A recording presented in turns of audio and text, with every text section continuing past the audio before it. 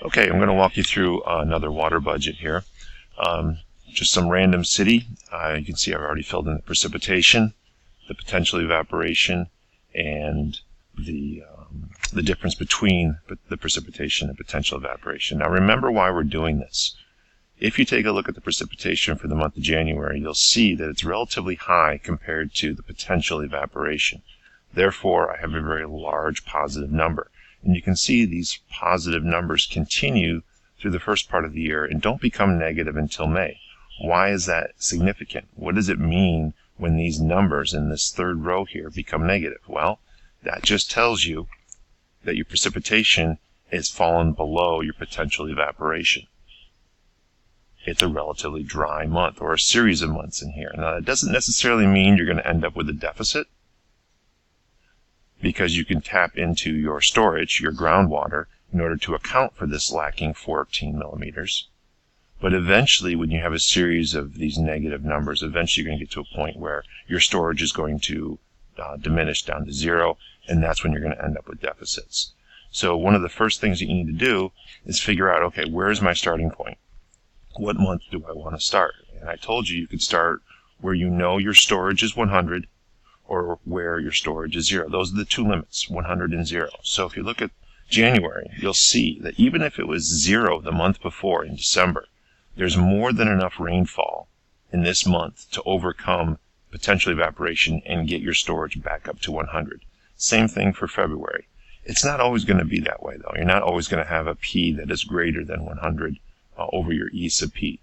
So looking at some of these numbers here, you'll see that, 68, 35, that's more common to what you're going to be seeing. You can also go and take a look at your areas of the year where your storage might be 0. So worst or best case scenario, however you want to look at it, May, if it's 100 the month before, if your storage is 100 the month before, it's going to be down here, it's going to be a little bit lower this month, okay, down to 86. And then if you subtract 71 from that, we would still be positive, we would still be above 0. But by the third month, by July here, there's so many dry months that even if my storage was 100 in April, I would definitely be down to 0. So I could put a 0 here for storage for July and know that that would be my starting point, so I could start in August.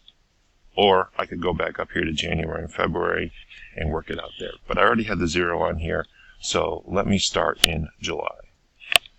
So there's two ways you can do it. You can go through and work vertically, filling in each column month by month by month, or you could work horizontally and fill in the row, fill in all your storage and your change in storage, fill in all your actual evaporation, whichever you prefer. Once you get comfortable with it, usually it's better to go horizontally. You can go a little bit faster, but your preference.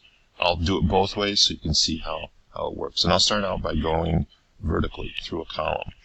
So July is my starting point, which means I'm really filling in August first. Notice for the month of August, it's dry. I'm only getting 13 millimeters of rainfall from the sky, but I want to evaporate 142. Okay, chances are this is a northern hemisphere city. Notice how the potential evaporation increases during the summer months, decreases in the colder season. Okay, a lot more evaporation occurring on the ground, a lot more leaves on the trees. So you can see I'm short 129 millimeters of water. Now, where do you go to get that extra water? Well, in most of the months you're going to go into storage and get it. But notice the previous month, we don't have anything. So if we already don't have anything in storage, then we're going to stay at 0, which means the change is 0. I'm trying to take 129 millimeters of water out of something that doesn't have any water. So what's my actual evaporation that month? Well, how much water did I have to work with? Just because I didn't have any in the ground doesn't mean I didn't have any water. I still had 13 millimeters fall from the sky. So that's what evaporated. 13 millimeters that came from the sky. Am I running a deficit? You bet I'm running a deficit this month. I wanted to evaporate 142, but I was 129 short. So that's my deficit. And obviously, if you have a deficit, you can't have a surplus. So my surplus is 0. Moving on to September, you do it very similarly. It's another dry month. I'm still looking for 66 millimeters of water. I can't get it out of storage because it's already 0. So that stays 0, which means my change from 0 to 0, the change is 0. So 0 minus 0 is 0. The actual evaporation, since I'm not getting anything out of the ground, the only evaporation is what falls from the sky, which is 45. And because I wanted to evaporate 111, but I only evaporated 45, I'm still short 66. That's my deficit. And with a deficit, you can't have surplus. October, again another dry month. Please pause the video now, try to do October by yourself, and then push play to see the answer. So for October, another dry month, I'm looking for 13 millimeters of water. I look to the ground, it's not there, so there's 0 change, which keeps it at 0. Actual evaporation is just what falls from the skies because I'm not getting anything out of the ground. So the 59 that fell from the sky is the 59 that I evaporate that month, leaving me still short. I wanted 72. I only evaporated 59. That means I'm 13 short, and I can't have a surplus. Now things changed in November. In November, I actually have more precipitation than evaporation, which means I can start adding this extra water. It looks like I have 43 millimeters of water. Well, where is it going to go? It's going to go into storage. I'm going to start recharging my storage. So I add 43, the extra 43 that I had this month. So 0 plus 43 gives me a total of 43 in the ground at the end of the month. Now the actual evaporation that I wanted was 34. I had enough water. I had enough water that fell from the sky. So I did what I was supposed to do. My actual and my potential are the same. Am I running a deficit? No. As long as your actual and your potential are the same, you don't have a deficit. Do I have a surplus? Well, some people would say, yeah, I have a surplus because I had an extra 43. But you can't have a surplus until your storage is full. So even though it looks like I have an extra 43, because those 43 go into the ground, they're soaking into the ground, I don't have a surplus. Think of a surplus as extra water that can't go into the ground, that has to run off into rivers and streams and then be brought out of the watershed. So still don't have a surplus there. I can't have one until my storage is 100, which looks like it's going to happen the next month.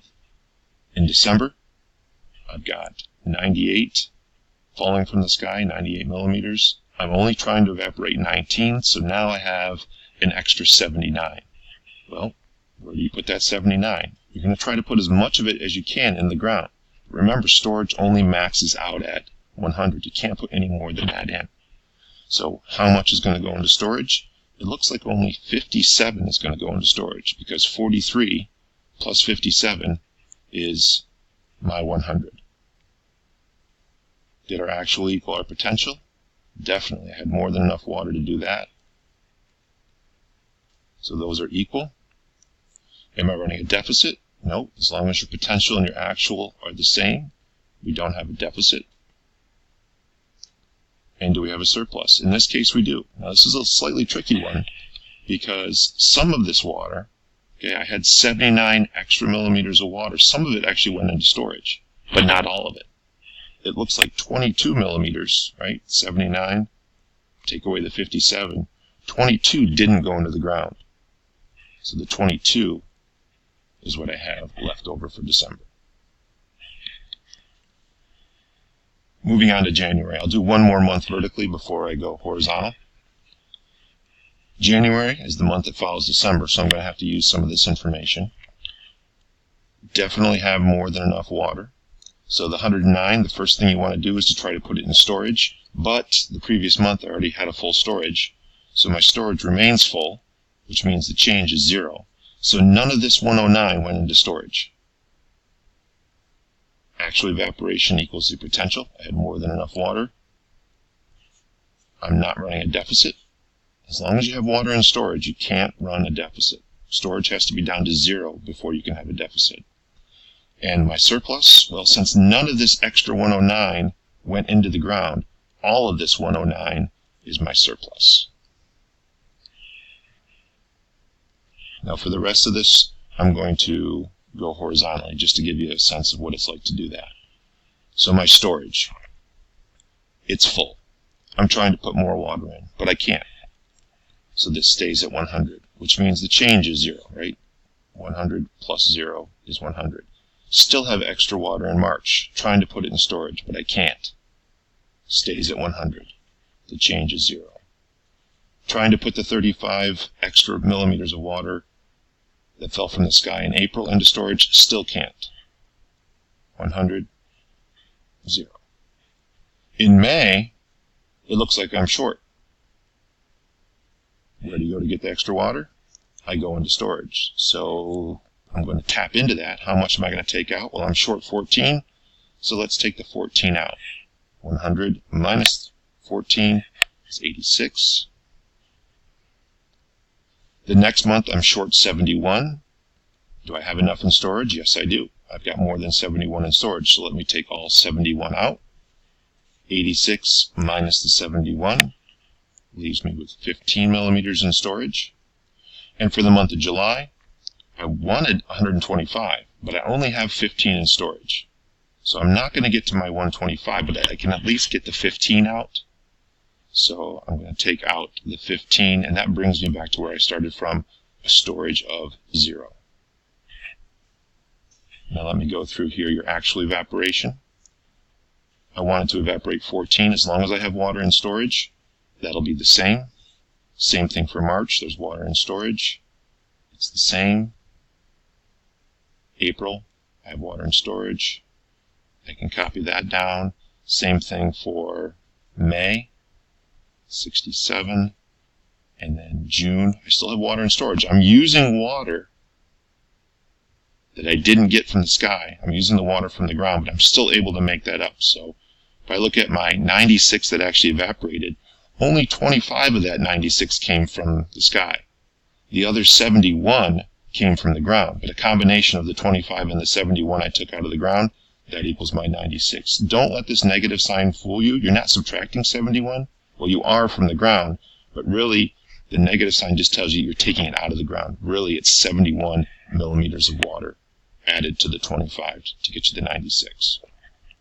So what about July? Okay, what did I do for July?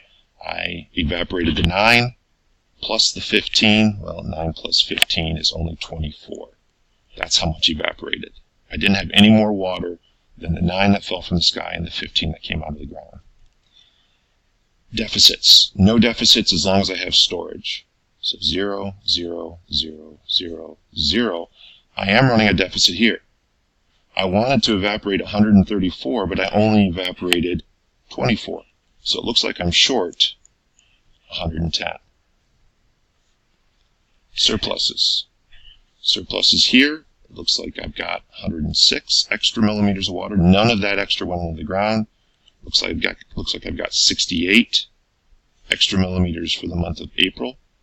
Right? 90 minus the 22 that wants to evaporate leaves me with 68. None of that 68 goes in the ground, so it all is surplus. Same thing happens in April. We've got a surplus of 35. In May, notice my storage went down to 86. You can't have a surplus unless your storage is totally full. It is not. It's not 100, so no surplus, and no surplus for these months. My storage is not 100. Again, you can do it horizontally. You can do it vertically. It's your choice, whatever you're more comfortable with. I would encourage you to go through, watch this video again if you need to, pause it. I may have been speaking too fast. Feel free to rewind it. That's the great thing about a video. You have the control. I hope this helped. Have a good day.